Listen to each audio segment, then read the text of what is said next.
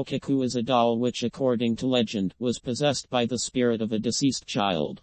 The story of this legendary doll has been stirring the minds of both residents of Japan and those who know about this doll outside the land of the rising sun for many years.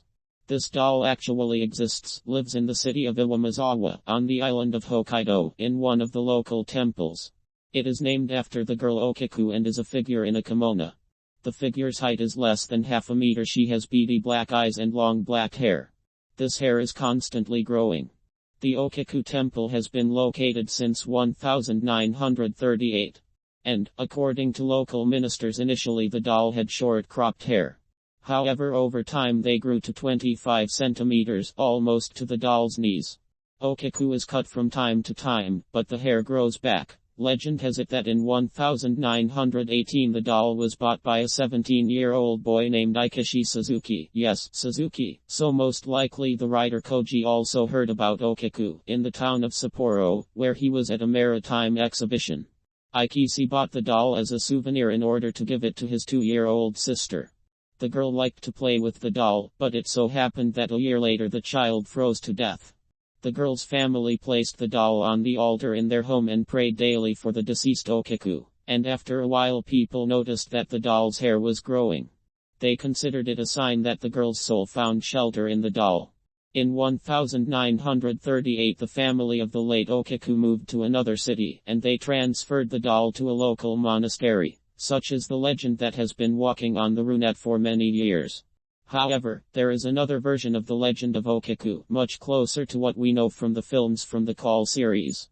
The story that we were told in the movie The Bell and subsequent sequels tells, to be brief, about a girl with paranormal abilities, Sadako, in the Japanese original, Samura, in the Hollywood remake, who was thrown into a deep well and who returns to the world of the living through a mysterious videotape recording. Everyone who will watch this video die 7 days later as the vengeful ghost of the murdered Sadako Samura appears behind him. So, the alternative legend of Okiku says that Okiku was not 2-3 years old, but more.